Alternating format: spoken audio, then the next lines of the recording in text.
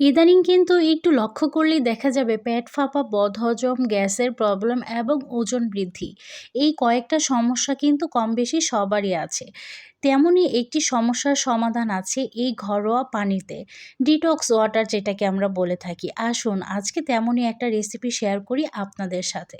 তো ফার্স্টেই আমি এখানে 1/2 লিটার পানি নিয়ে নিলাম।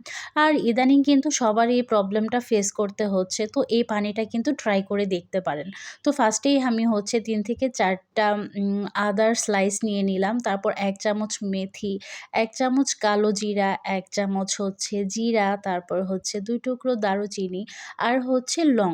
এই কয়েকটা উপকরণ দিয়ে আমি এটাকে ভালো করে মিশিয়ে ভিজিয়ে রাখবো। আর এই প্রত্যেকটা উপকরণ কিন্তু আমি বাজার থেকে কিনে এনে তারপর সেটাকে ভালো করে ধুয়ে রোদে শুকিয়ে তারপর এয়ারটাইট কন্টেনারে রেখে দেই।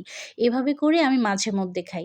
তো এই তো সারারাত রেখে দেওয়ার পর সকালবেলা আমি আবার আমার ভিডিওটা শুরু করেছি।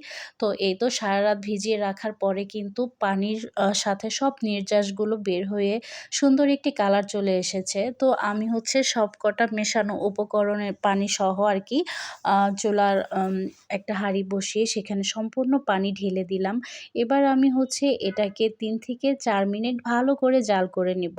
আর এটা কিন্তু অবশ্যই জাল করে নিলে পুরো যে কয়টা উপকরণ আছে সবকিছুর নির্যাস ভালোভাবে পানিটার ভিতরে পৌঁছে যাবে। তো আমি এটাকে ঢেকে মিডিয়াম টু লো হিটে ৩ থেকে ৪ মিনিট জাল করে নেব। এভাবে করে যতক্ষণ না ফুটে যাচ্ছে। ৩ থেকে ৪ টা বলক উঠলেই কিন্তু এই পানিটা রেডি হয়ে যাবে। তো এই তো বলক কিন্তু চলে আসছে। আর আস্তে, আস্তে কিন্তু কালারটা অনেক সুন্দর হচ্ছে। গোল্ডেনিশ একটা কালার চলে আসছে। এটা কিন্তু পেট ফাঁপা যাদের সমস্যা আছে বা গ্যাসের প্রবলেম আছে, বদহজম এবং কি ওজন বৃদ্ধি এই সব কয়টার জন্যই কিন্তু জাদুকরি একটি পানি রেসিপি এটা। এটা কিন্তু বাসায় অবশ্যই ট্রাই করে দেখবেন। তো আমার পানিটা কিন্তু হয়ে গিয়েছে। এটা কুসুম গরম অবস্থা থাকাকালীন আমি কিন্তু ঢেলে নিচ্ছি। এটা কিন্তু কুসুম গরম অবস্থায় খেলে অনেক ভালো একটি রেজাল্ট পাওয়া যাবে। তো এই তো আমি ভালো করে ছেঁকে নিচ্ছি।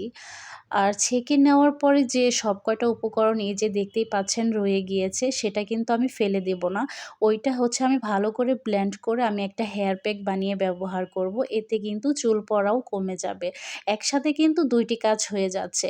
তো এই তো পানির মধ্যে এবার আমি লেবু স্লাইস করে কেটে দিলাম আর ১ চামচ মধু দিয়ে দিলাম।